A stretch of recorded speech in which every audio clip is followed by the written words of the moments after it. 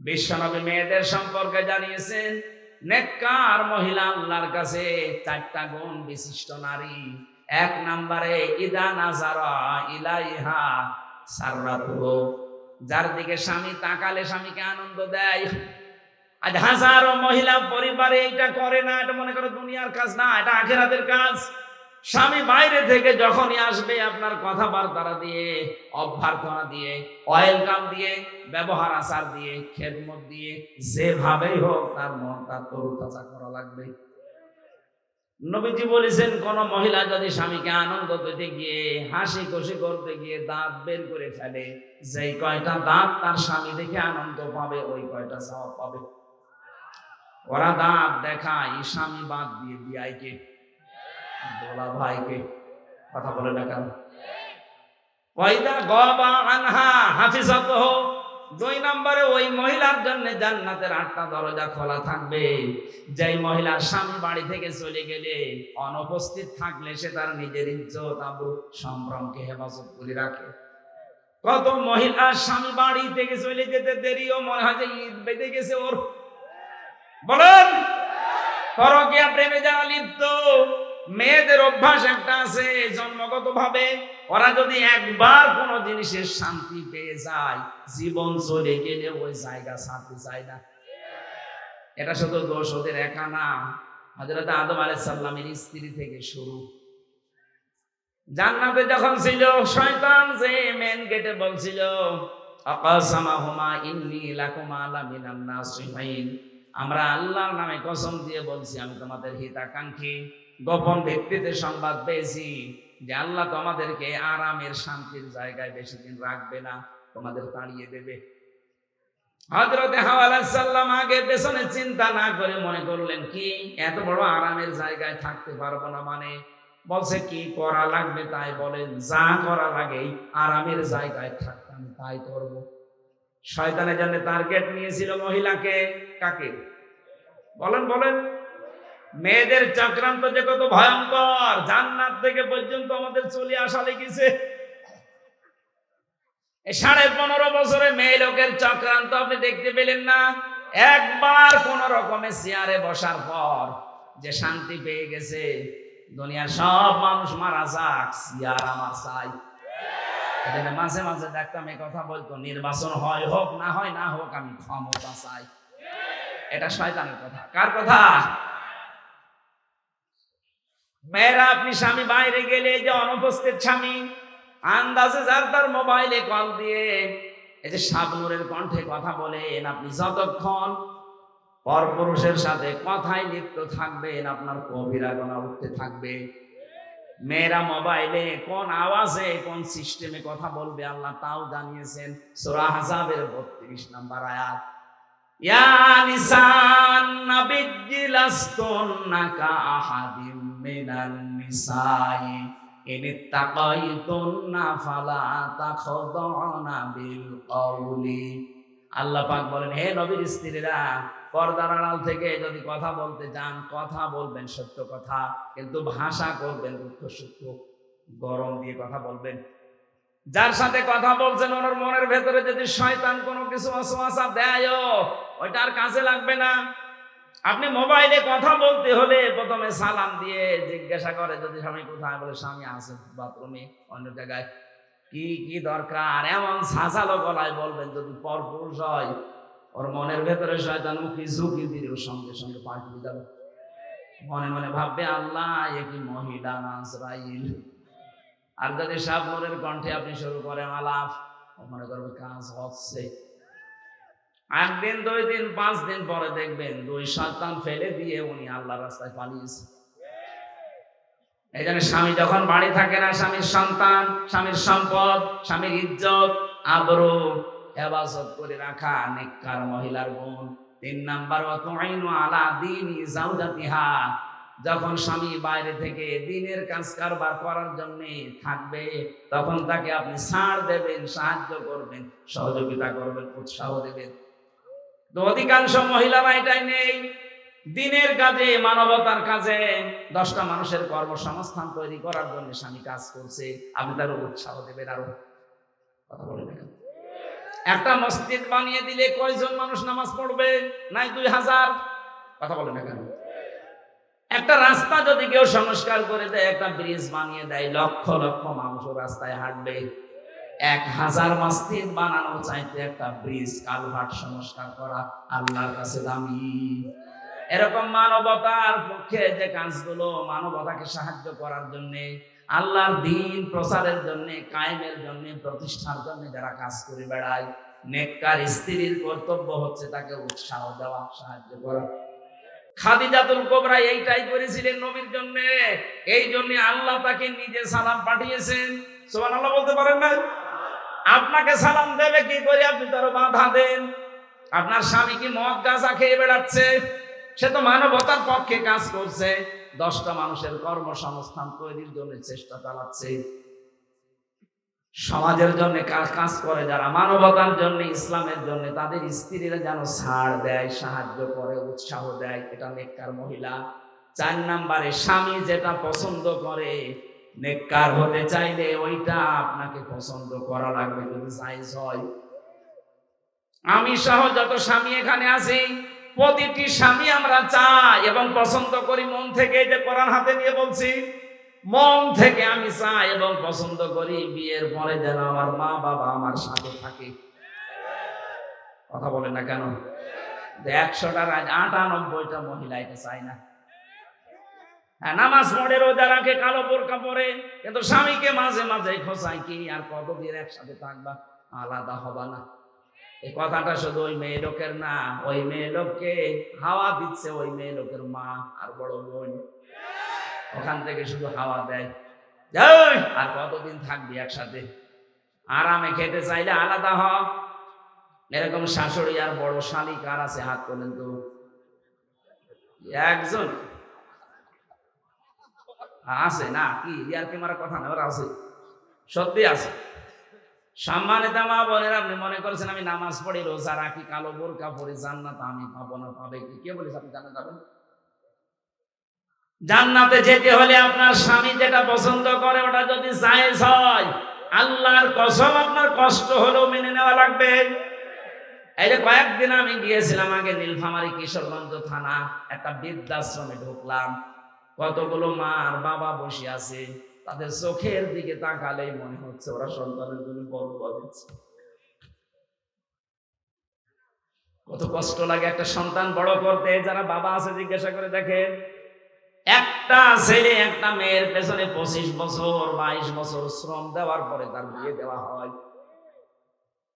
আমার মনে হয় আমার এই ছোট্ট মেয়েটাকে নিয়ে আমি যে ঝামেলায় আছি, আমাকে নিয়ে আমার বাবা মা ঠিক এই ঝামেলায় ছিল। প্রতিটি মানুষের পেছনে তার মা বাবা ঠিক এইভাবে শ্রম দিয়েছে। অথচ লাইন ধরে এই লাইনে বাবা, এই লাইনে মা বসে আছে বৃদ্ধাশ্রমে, সবগুলোর সন্তানই আছে। এতে সন্তানগুলো নিজেরা বড় ধাক্কা সহ্য করতে না পেরে বৃদ্ধাশ্রমে মাকে রেখে গেছে। সূরা আরাফ পড়েছি। আরাফের প্রথম বাংলা অর্থ হচ্ছে আরাফ মানে প্রাচীর। আরাফ মানে, নবীজি বলেন জান্নাত আর জাহান্নামের মাঝে আল্লাহ একটা প্রাচীর দিয়ে রাখবে। কিছু মানুষকে আল্লাহ দাঁড় করিয়ে দেবে, ওদেরকে আল্লাহ জাহান্নামও দেবে না, জান্নাতেও দেবে না। সাহাবী প্রশ্ন করলেন, হুজুর জান্নাতে দেবে না কেন? নবীজি বলেন এরা আর যাই করুক মা বাবার হক আদায় করতো না, তাদের সাথে খারাপ ব্যবহার করতো। আজকে গতকালকে বগুড়াতে একটা ছেলে মাকে জবাই পর্যন্ত করে ফেলছে। কোরআনে কারিমে আল্লাহ আমাদেরকে কথাটা বারবার আমাদের বিবেকের কাছে ধাক্কা দিয়েছেন। আমাল হায়াতুদ দুনিয়া ইল্লা মাতাউল গুরুর। ও পৃথিবীর বান্দা বান্দিরা, একটু বিবেকটা কাজে লাগাতে পারো না? দুনিয়ার জীবন কিন্তু ধোঁকা। তোমার মা বাবাও ধোঁকা, সন্তান ধোঁকা, স্ত্রী ধোঁকা। দুনিয়ায় একটু ভান করে থাকো, দেখো চোখ বন্ধ করে সব ধোঁকা ধরা পড়ে যাবে। সুতরাং আমরা যেন পাগলামি না করি কেউ। বিশাল ধোঁকা আমাদের সামনে যেটা দেখা দিচ্ছে এখনো আছে, এই ধোঁকায় পড়ে আমি আমার আখেরাত নষ্ট করতে পারি না। আমার আখেরাত যেন আমার সামনে 1 নম্বরে থাকে, এই দুনিয়া যেন আমার পেছনে থাকে। তাহলে আখেরাত যদি কেউ 1 নাম্বার বানায়, দুনিয়া আমার আল্লাহ তার কপালে যা আছে এমনি দিয়ে দেবেন। আমরা কি আখেরাত সামনে রাখতে রাজি আছি? বলেন বলেন। আমার এবার তেলাওয়াত কি তো আয়াত সূরা আরাফ 179 নম্বর আয়াত। আজকের আলোচনার বিষয় যেটা বলেছিলাম নাম হচ্ছে বিবেক। নাম কি? এটা যাদেরকে আল্লাহ দিয়েছেন, এই বিবেক যাদের কাজে লাগে না, একেবারে অ্যাক্টিভ হয়ে মিশে যাবেন কোরআনের সাথে। আল্লাহ পাক বলেন ওয়ালাকাদ দারানা লিজাহান্নামা কাসীরাম মিনাল জিন্নি ওয়াল ইনস। অধিকাংশ মানুষ আর জিন জাহান্নামে যাবে, এই জন্যই তাদেরকে বানিয়েছি। কে বলছেন? প্রশ্ন আসতে পারে তাহলে আমার দোষ কি? অধিকাংশ মানুষ আর জিন যদি জাহান্নামে যায় তা আমার কি দোষ? এখানে আল্লাহ তিনটি ইন্দ্রিয় শক্তির কথা দিয়েছেন। যাদের ভেতরে এই তিনটা আছে, যদি কাজে না লাগে সে জাহান্নামে যাবে, যার কাজে লাগবে সে জান্নাতি। একেবারে কাটছাট সহজ কথা। এক নম্বরে লাহুম কুলুবুন লা ইয়াফকাহুনা বিহা, যাদের কলব আছে কিন্তু চিন্তা ভাবনা নেই। এটা আপনাকে বিবেক আল্লাহ দিয়েছেন, কিন্তু বিবেকটা আপনি কাজে লাগান না। বিবেক কাজে লাগাতে পারলে আপনি রাস্তা হারাবেন না, রাস্তা পেয়ে যাবেন। একেবারে গোড়াতে শিকড়ে আল্লাহ হাত দিয়েছেন আমাদের। হালাতা আলাল ইনসানি হাইনুম মিনাদ দাহারি লাম ইয়াকুন শাইআম মাযকুরা। আল্লাহ পাক বলেন হামজা, একটু কি খেয়াল করো না বিবেকটা কাজে আমার লাগে না? যে তুমি জন্মের আগে উল্লেখ করার মতো কিছু ছিলে না। আমার এই যে 33 বছর বয়স, এখন 34 বছর আগে হামজা নামে আমার বংশে যেহেতু কেউ ছিল না, আমার বংশে আমার রিয়াজ এবং ফিরোজা এই মাধ্যমে আমি দুনিয়ায় আসলাম। কেউ আলোচনাও কোনোদিন করেছে যে এখানে হামজা নামে একজন এসেছে? মাত্র 34 বছর আগে। আল্লাহ পাক আমাকে এটা স্মরণ করাচ্ছেন কেন? কারণ একটা দুর্বল জায়গায় আঘাত দিয়েছেন আমার। আমি তখন কিছুই ছিলাম না, নেই থেকে আস্তে আস্তে আমার আল্লাহ আজ হামজা বানিয়ে চেয়ারে বসিয়েছে। এখানে মা বাবার দায়িত্ব শুধু বিছানায় থাকা, বাকি যা করার কে করেছে? একটু বিবেকটা এদিকে কাজে লাগাতে পারেন না? আল্লাহ আমাদের একটা স্মরণের মাধ্যম দিয়েছেন এইভাবে, ফালিয়ানজুরিল ইনসানু মিম্মা খুলিক খুলিকা মিম্মা দাফিকিন ইয়াখরুজু মিন বাইনিস সুলবি ওয়াত তারাইব।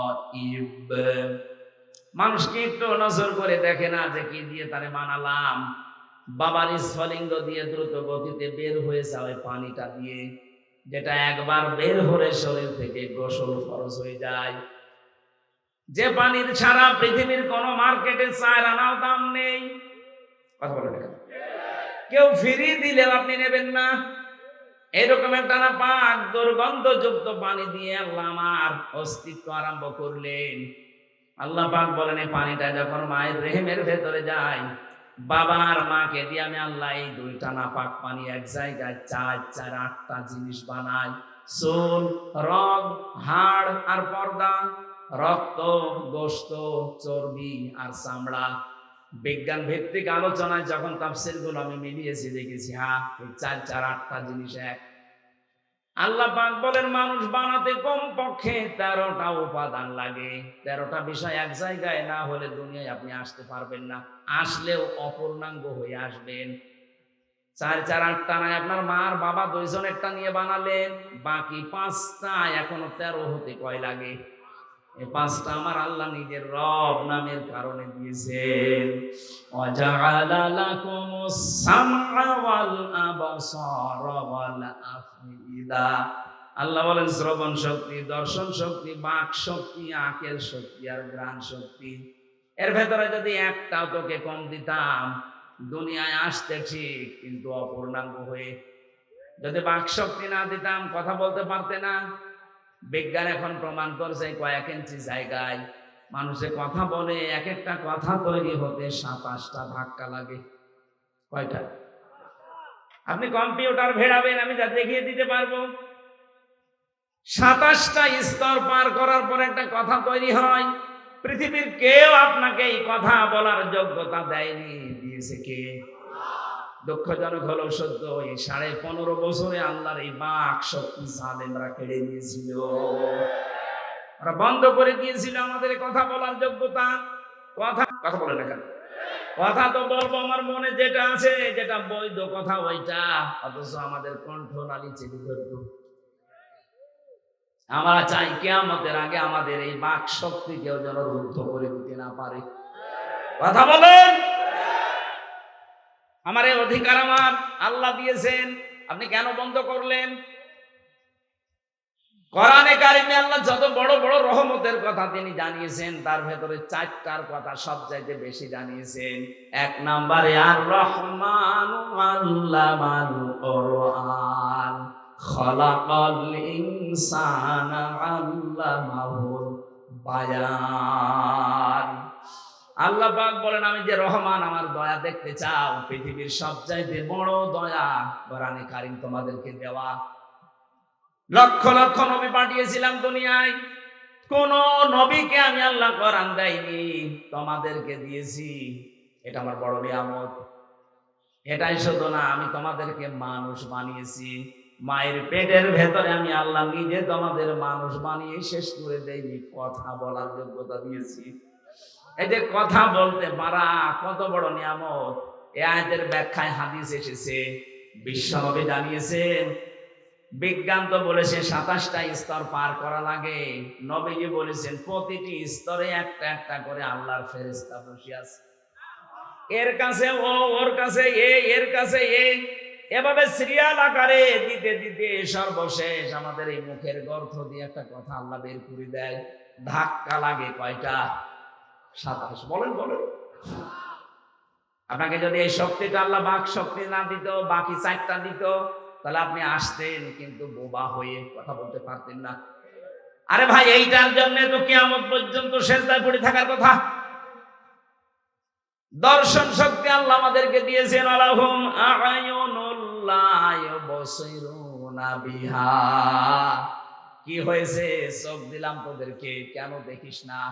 যেটা দেখার দরকার মানুষ ওটা দেখে না, যেটা দেখা দরকার না, নিষিদ্ধ, ওইটার দিকে মানুষের চোখ বেশি। বলেন, একটু কন্ট্রোল করা যায় না নিজেকে? আজ কত মানুষ নিজের বৈধ স্ত্রী বাদ দিয়ে পরকীয়া প্রেমে 180 মাইল বেগে লাইন চালাচ্ছে, নাকি এলাকায় শুরু হয়নি? নিষিদ্ধ বস্তু দেখতে দেখতে চোখের পর্দা কালো হয়ে গেছে। যেটা দেখা দরকার না ওইটা যদি কেউ বারবার দেখে, আমার আল্লাহ চোখের উপরে 2টা জিনিস দান করে, তার বৈধ জিনিসগুলোর প্রতি ঘৃণা জন্মিয়ে যায়।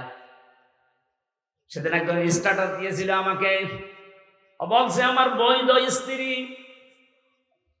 কয়েক বছর সংসার করার পর একটা সন্তান দিয়েছে, কিন্তু এখন আমার আর ভালো লাগে না, বাইরের মেয়ে লোক দেখলে খুব ভালো লাগে, আনন্দ লাগে। বললাম, এই রোগ থেকে মুক্ত হওয়ার জন্য 2টা পদ্ধতি আল্লাহ দিয়েছেন, ঔষধ। এখানে যাদের এরকম অভ্যাস আছে, নিজের জায়েজ স্ত্রী এখন আর ভালো লাগছে না, বাইরেরটা দেখলেই কেমন জানি আকর্ষণ তৈরি হয়, নাকি এলাকায় নেই? যদি এরকম মন মানসিকতা কারো তৈরি হয়, উলঙ্গ অর্ধ উলঙ্গ নাচ দেখলে আনন্দ লাগে, তাদেরকে আপনি কোরআনে কারিমের ঔষধ 2টা বলছি। সূরা নূর 18 নম্বর পারা 12 নম্বর পৃষ্ঠা 7 নম্বর লাইনের 30 নম্বর আয়াত। তো বাড়ি যে আয়াতটা একটু তাফসীর করবেন। অকুল লিল মুমিনিনা ইয়াগুব্বু মিন আবসারিহিম ওয়া ইয়াহফাযু ফুরুজাহুম যালিকা আযকা লাহুম ইন্নাল্লাহা খাবীরুম বিমা ইয়াসনাউন। বলেন আল্লাহু আকবার। আল্লাহ পাক বলেন, হে নবী, মুমিন পুরুষ যারা আছে এখানে তাদেরকে আপনি বলে দেন, তারা যেন তাদের চক্ষুকে নিম্নগামী করে রাখে পর স্ত্রী থেকে, পর নারী থেকে। 2 নম্বরে তাদের লজ্জা স্থানকে হেফাজত করে। প্রশ্ন আসতে পারে, 2টা কাজ করা অত সহজ? সহজ না। এই জন্যই তো আল্লাহ আপনাকে এত দামি বানিয়েছে। আপনার পরীক্ষা তো এই 2টাই। বিশ্ব নবী জানিয়েছেন 2টা গর্থের যদি কেউ আমাকে গ্যারান্টি দিতে পারে, আমি আল্লাহর নবী বলছি, তাকে আমি জান্নাতে পৌঁছিয়ে দেব। এক নম্বরে এই মুখটা, 2 নম্বরে লজ্জাস্থান। এই দুইটা গর্ভ যদি সত্যি কেউ হেফাজত করে রাখতে পারে আল্লাহর দিকে তাকিয়ে, একটা অনির্বচন সুখ আপনাকে আল্লাহ দান করবে। শব্দটা কে বললাম বলেন তো? অনির্বচন সুখ। এটা বাংলা বাস্তবতা দেখাচ্ছি। এই যে সিল ছো মারে যখন পাখির বাচ্চাদের, মা পাখিটা তখন নিজের ডানাটা এভাবে বিছিয়ে ফল করে দেয়, এর নাম আরবিতে ওয়াকফিজ।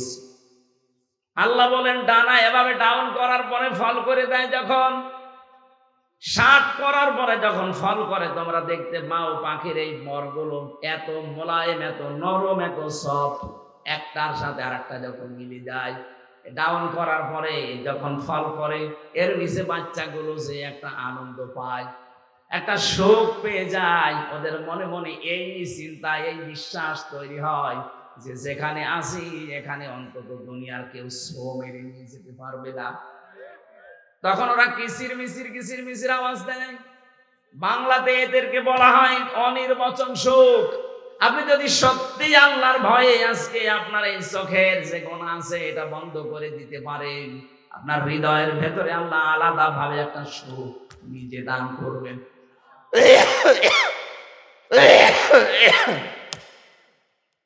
বগুড়াবাসী এই জন্য এখনই এই মুহূর্ত থেকে এই মাহফিল যদি সাকসেস করতে চাই, শুধু সুন্দর করে সাজানোই না, এটা বাড়ি নিয়ে যাওয়া লাগবে। যাদের মোবাইলে এমন দৃশ্য তৈরি করা আছে ডিলিট করেন, যেটা নিচে দেখলে আনন্দ পান, অন্য দেখলে আপনার লজ্জা লাগে। এরকম দৃশ্য নেই, একথা বলছেন কেন? এইরকম দৃশ্য যাদের আছে নিজে দেখলে খুব আনন্দ লাগে, মজা লাগে, অন্য কেউ দেখলে আপনার লজ্জা লাগে, এটা ডিলিট করবেন। কারা কারা হাত তোলেন তো? ওই মুরব্বী দেখি মোবাইল, দেখি দেখি কি আছে, দেখি। কি আশ্চর্য, দাঁড়িয়ে এলাম আমরা, কি রেখেছেন আপনি মোবাইলে? এক্ষণে ডিলিট করেন, করেন। আপনার ওয়াজ শুনতে আসাচ্ছে, ওটা ভাটা জিনিস ডাউনলোড করে আপনি ওয়াজ শুনতে এসেছেন, এক্ষণে ডিলিট করে বাড়ি যাবেন। আল্লাহ আমাদের চোখের হক আদায় করার জন্য কয়েকটা জিনিস কোরআনে কারীম আমাদের সামনে এনে দিয়েছেন। আফালা ইয়ানজুরুনা ইলাল ইবিলি কাইফা খুলিকাত ওয়া ইলাস সামাই কাইফা রুফিআত ওয়া ইলাল জিবালি কাইফা নুসিবাত ওয়া ইলাল আরদি কাইফা সুতিহাত। বলেন আল্লাহু আকবার। আল্লাহ পাক বলেন, ও দুনিয়ার মানুষেরা, নজর করে একটু দেখতে পারো না? চোখ দিলাম, উঠের দিকে তাকাতে পারো না? মরুভূমির জাহাজ বানিয়েছি ওইটা আমি। তোমরা একটু জমিনের দিকে তাকাতে পারো না? এটা বিছানা বানিয়ে দিয়েছি। ওই আকাশের দিকে তাকাও, খুঁটি ছাড়া বিশাল ছাদ মাথার উপরে রেখে দিয়েছি। পাহাড়ের দিকে তাকাও, পেরেক স্বরূপ পাহাড়কে আমি জমিনের সাথে গেড়ে দিয়েছি। ও বন্ধুরা, পেরেক যখন মানুষ মারে, এই যে তক্তার উপরে পেরেক মারা না নেই? এই পেরেক যখন মারে তক্তার উপরে, ওই যে সামনে একটা আল বেরিয়ে থাকে চ্যাপ্টা মতো, এই চ্যাপ্টা অংশ এতটুকু হলে ভেতরে জাগিয়েছে চ্যাপ্টার চাইতে 20 গুণ বড়। কথা বলে দেখেন আপনি। পেরেক যদি এইটা, আল্লাহ বলেন পেরেকের মতো পাহাড়কে জমিনে গেড়ে দিলাম, তার মানে পাহাড় যত বড় আছে উপরে তাতে 20 ডবল নিচে আল্লাহ গেড়ে দিয়েছেন। এই যে পঞ্চগড়ের পাশে হিমালয় পাহাড়, আপনি চিন্তা করেন 36,000 ফিট, এত বড় বিশাল পাহাড় উপরে যদি থাকে, ভেতরে এরকম 20 গুণ আল্লাহ গেড়ে দিয়েছেন। আল্লাহর ক্ষমতা কি! সাথে বিশ্বাস করি আল্লাহ একজন আছে। আরে ভাই, তার ক্ষমতা কি জানেন? কিয়ামতের আগে তা 7 তবক আসমান আর জমিন পুরাতন কাপড়ের মতো আল্লাহ নিজের হাতের ভেতরে গুটিয়ে নেবেন। ধরে বলেন আল্লাহু আকবার। আল্লাহ আমাদেরকে এগুলো দেখিয়ে দেখিয়ে আমাদের বিবেকটা নাড়া দিচ্ছে। কি হয়েছে তোদের? আমার ক্ষমতা সম্পর্কে ধারণা আসে না? 8, 5, 13টা জিনিস এক হয়ে যাওয়ার পরে আস্তে করে মায়ের পেট থেকে ধরে নিয়ে আসলাম। একটা বারের জন্য বিবেক কাছে লাগে না, কেন করে আমি এভাবে বানিয়ে নিয়ে আসলাম? পৃথিবীর অন্যান্য সৃষ্টিকে এ মানুষগুলো এই সৃষ্টি জগৎকে আমি কত দুনিয়ায় তাদেরকেও নিয়ে আসি, কিন্তু এত সম্মান দিয়ে নিয়ে আসি না।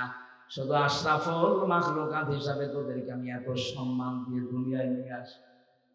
মারা যাওয়ার পরে তাদেরকে আমি ফেলে দেব যেখানে সেখানে না, তাদের সম্মানজনক একটা দাফন কাফনের ব্যবস্থা পর্যন্ত আমাদের করা লাগে। কথা বলেন ঠিক কিনা? যে আদমকে এত সম্মান দিলেন বিবেকের কারণে। কিসের কারণে? বিবেক আছে বলে আপনার এত সম্মান। বিবেক না থাকলে আপনি যদি পাগল হয়ে যান, আপনার এত সম্মান দুনিয়ায় কেউ দেবে না। সুতরাং আপনার যে বিবেক আছে এটা আজকে থেকেই কাজে লাগাবেন। এমনকি জাহান্নামে যাবে যারা, মেন গেটে যে ফেরেশতা দাঁড়িয়ে আছে, দারোয়ান ফেরেশতা মালিক, জিজ্ঞাসা করবে, আলাম ইয়াতিকুম রাসূলুম মিনকুম ইয়াতলুনা আলাইকুম আয়াতি রাব্বিকুম ওয়া ইউনযিরুনাকুম লিকা ইয়াউমিকুম হাদা। কি তোমাদের কাছে কি নবী রাসূল যায়নি? এই জাহান্নামের যে আযাবের কথাগুলো তারা কি তোমাদেরকে শোনায়নি, সতর্ক করেনি? প্রত্যেকটি জাহান্নামী মানুষগুলো এক বাক্যে জবাব দেবে, ক্বালু বালা ক্বাদ জানা নাযীর। হ্যাঁ, আমাদের কাছে সতর্ক বার্তা নিয়ে এসেছিল। নবী হয়তো আসে নাই, নবীর ওয়ারিসরা এসেছিল। সত্য কথা বলতে হবে, মিথ্যা বলা যাবে না। সত্য পথে চলা লাগবে, মিথ্যা পথে চলা যাবে না। সত্যকে মিথ্যার সাথে মিশ্রণ করা যাবে না। দায়িত্ব জীবনে যেইটা যেইটা আছে পালন করা লাগবে, এই কথাগুলো আমাদের স্মরণ করিয়েছিল। কিন্তু মনে মনে ভাবতাম এইটা আর বলতাম, ফাকাল্লাবনা ওয়া কুলনা মা নাযালাল্লাহু মিন শাই। মনে হয় এটা মিথ্যা কথা বলছে, এরকম কিছু আল্লাহ নাযিল করেনি। এরকম ধারণা এই দেশে কারণ নেই। এখন এত ভেঙে ভেঙে কথা বলার পরে অনেকের মনের ধারণা না, এ মনে হয় আল্লাহ এরকম কথা দেয়নি, আমি কি বানিয়ে বলছি? বলেন বলেন।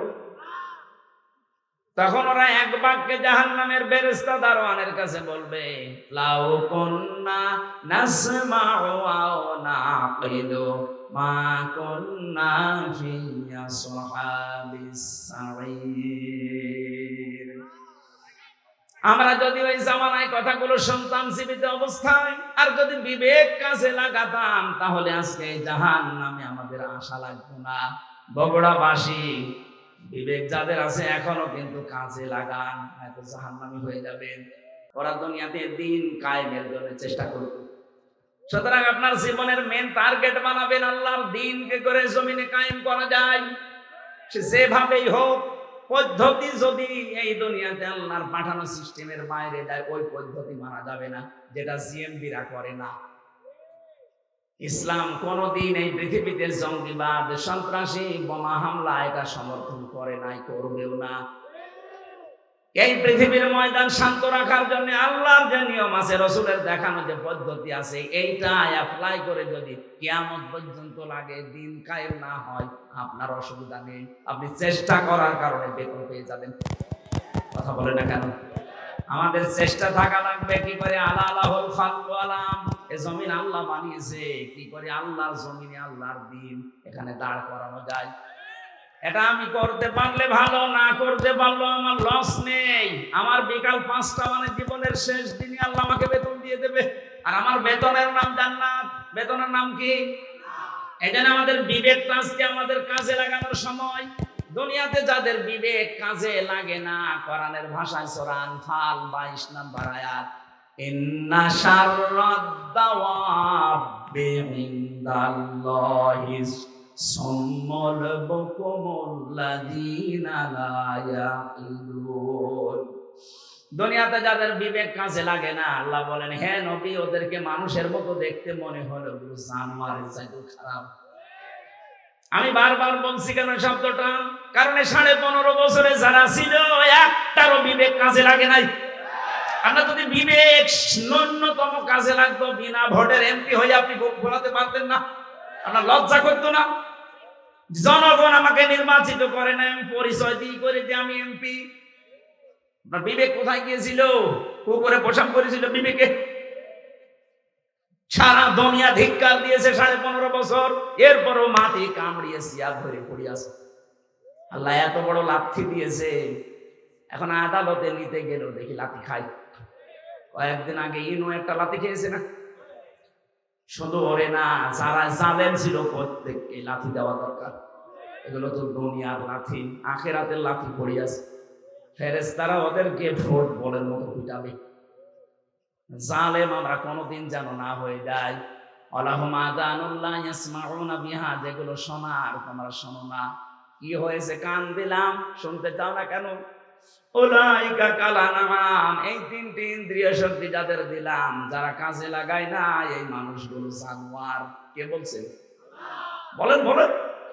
আপনি নিজেকে এবার নিজে প্রশ্ন করে দেখেন তো, আল্লাহ আপনাকে বিবেক দিয়েছে, চোখ দিয়েছে, কান দিয়েছে, যাদেরকে দেয়নি তাদেরটা বাদ দিলাম, কিন্তু যাদের দিয়েছে আপনি কি জবাব দেবেন? এক অন্ধ আমার সাথে খাবার খাচ্ছিল, এটা কুমিল্লায়। হঠাৎ দেখে বিদ্যুৎ চলে গেল, আমরা চিল্লা পাল্লা আরম্ভ করেছি। অন্ধ আমার হাত চেপে ধরে বলছে, চিল্লান। মাত্র 1.5 মিনিট 2 মিনিট কারেন্ট চলে গেছে, আপনি চিল্লাচ্ছেন। অথচ আজ 42 বছর আমার জীবনে কারেন্ট নেই। আল্লাহ যদি চোখটা সত্যি আপনাকে না দিত, কি হতো বলেন তো আপনার জীবনে? কত লাতি গোতা, কত মানুষের অপমান অপদস্থ সহ্য করা লাগতো। এই জন্য কাজে লাগান। এটা দেখার শক্তি পেয়েছেন, শোনার শক্তি পেয়েছেন, বিবেকটা আল্লাহ দিয়েছে, পাগল বানায়নি। সত্যি যদি কাজে লাগাতে না পারেন, আপনি আল্লাহর কাছে জানোয়ার। আল্লাহ বলেন বালুহুমা দল, তার চাইতেও তুই আমার কাছে নিকৃষ্ট। লাইকা হুমুল গাফিলুন, তুই গাফেল। আর গাফেলের জন্য আল্লাহর বানানো বাগান জান্নাত নেই। মেয়েদেরকে যে 4টা কথা বললাম, যখনই স্বামী আপনার দিকে নজর দেবে, স্বামীকে খুশি করবেন। স্বামী বাইরে গেলে হেফাজতে রাখবেন নিজের লজ্জাস্থান, নিজের সন্তান, স্বামীর সম্পদ। 3 নম্বরে স্বামীকে সাহায্য করবেন, মানবতার কাজে, দিনের কাজে উৎসাহ দেবেন। 4 নম্বরে স্বামী যেটা পছন্দ করে যদি জায়েজ হয়, কষ্ট হলে ওইটা সাপোর্ট করবেন। আল্লাহ মেয়েদের এই 4টা গুণ যদি অর্জন হয়, নবীজি বলেন জান্নাতের 8টা দরজায় আল্লাহ তার জন্য উন্মুক্ত করে রাখবে। আজকে আমাদের জীবনে আল্লাহ যেন পুরাটা সেট করে দেয়, বলেন আমিন। কিভাবে আল্লাহ বানিয়েছেন আমাদেরকে, আমি রেফারেন্স ছাড়া জেলখানায় বসে বসে বই তৈরি করেছিলাম। বাইরে এসে ওগুলো রেফারেন্স দিয়ে দিয়ে ছেড়েছি। ওই যে গাড়িতে আছে সৃষ্টি জগতের সূচনা, মেয়েদের জীবন সম্পর্কে লেখা আছে, ছেলেদের আছে। যাওয়ার সময় ওটা আপনার স্ত্রীকে, মেয়েকে, বউকে, ফুফুকে ওদেরকে উপহার দেবে। ওই যে গাড়ি আছে মনে হয় এই গেটে আছে, ওগুলো দেওয়ার সময় নিয়ে যান। আজকের মতো কালকে যেহেতু অনুষ্ঠান আছে, আরো বড় মাওলানা আসবে, আজিজুল ইসলাম ভাই, আমি দোয়া করে শেষ করছি, ওটা দেওয়ার সময় নিয়ে যান। আল্লাহুম্মা আমিন। লা ইলাহা ইল্লা আনতা সুবহানাক ইন্নী কুনতু মিনাজ জালিমিন। রব্বুল আলামিন 2 দিন ব্যাপী তাফসীরুল কোরআন মাহফিলের প্রথম দিনে বগুড়া শিবগঞ্জের কিচকের এই মাটিতে আমরা হাত তুলেছি। যত মানুষ আমরা কোরআনের কথাগুলো এই 1.5 ঘন্টা পর্যন্ত শুনলাম, আমাদেরকে মাফ করে দাও। আলোচনার সওয়াবগুলো নবীজির রওজায় পৌঁছিয়ে দাও। মা বাপ যারা হারিয়ে ফেলেছে, আল্লাহ মা বাপকে ক্ষমা করে দাও। রব্বুল আলামিন বগুড়ার মাটি মানুষের সন্তান শহীদ রাষ্ট্রপতি জিয়াউর রহমানকে কবরে তুমি মাফ করে জান্নাত দিয়ে দাও। তার স্ত্রী অসুস্থ, আল্লাহ শেফায়ে কামিলা জিলা নসিব করে দাও। তার ছোট সন্তান তার দুনিয়া থেকে বিদায় নিয়েছে, আল্লাহ তার ভাইয়ের কবরকে জান্নাত বানাও। রব্বুল আলামিন শ্রদ্ধাভাজন বড় ভাই জনাব তারেক জিয়া, এই মাটির সন্তান, নির্বাসিত হয়ে আছে নিজের দেশ থেকে, কতটা বছর পাড়ি জমিয়ে প্রবাসে পড়িয়াছে। আল্লাহ তাআলা সম্মানের সাথে, ইজ্জতের সাথে এ দেশের সন্তান এ দেশের মাটিতে ফিরিয়ে দাও। কোরআনে কারীম দিয়ে দেশ চলছে, এটা দেখে মরার সুযোগ করে দাও। মাহফিলের প্রধান অতিথি অধ্যক্ষ মীর শাহ আলম, আল্লাহ তাআলা এ নামের ভেতরে যেটা লুকিয়ে আছে তাকে তুমি ওই জায়গায় পৌঁছিয়ে দাও। জনগণের খেদমত করার জন্য আশা আকাঙ্ক্ষা পেশ করেছে। তোমার ইলমে জানা আছে তার দ্বারা কি হবে, মানবতার কাজ হবে, ইসলামের কাজ হবে, তোমার জানা থাকে। আল্লাহ তুমি তাকে বিজয় করে দিও। সম্মানিত সভাপতি মাহফিলের যে দুইজন আলেম, আল্লাহ বিশেষ করে আমার আফসার ভাই, জনগণের দায়িত্ব তাকে দিয়েছিলে, সামনে যেন তুমি তাকে সঠিকভাবে দায়িত্ব পালন করার সুযোগ করে দিও। মা বোনদেরকে চারটা গুণে গুণান্বিত হওয়ার তৌফিক দাও। জালেমের জেলখানায় 3টা বছর বড় অসুস্থ হয়ে পড়েছি আমি, আল্লাহ আমাকে তুমি আগের অবস্থায় স্বাভাবিক অবস্থায় ফিরিয়ে দাও। কোরআনের কথাগুলো সহজ সরল ভাষায় বলার মতো যোগ্যতা আমাকে ভিক্ষা দাও। এই এলাকায় মাটির নিচে কত মানুষ ঘুমিয়ে আছে, কোরআনের ইজ্জতে আল্লাহ তুমি মাফ করে দাও। জেলখানায় আমার পার্টনার শ্রদ্ধাভাজন বড় ভাই জনাব নিয়ামুদ্দিন অপু, আল্লাহ তার সন্তানের জন্য দোয়া চেয়েছে, ছেলেটাকে কবুল করো, তার শরীরকে তুমি সুস্থ রাখো আল্লাহ। বহু সাহায্য করেছে জেলখানার ভেতরে আলেমদের, আল্লাহ তাআলা এই ওসিলায় তাকে তুমি মাফ করে দাও। বারাকাল্লাহু লানা ওয়া লাকুম ফিল কোরআনিল আযীম। মরণ আসলেই যেন বলতে পারি লা ইলাহা ইল্লাল্লাহু মুহাম্মাদুর রাসূলুল্লাহ।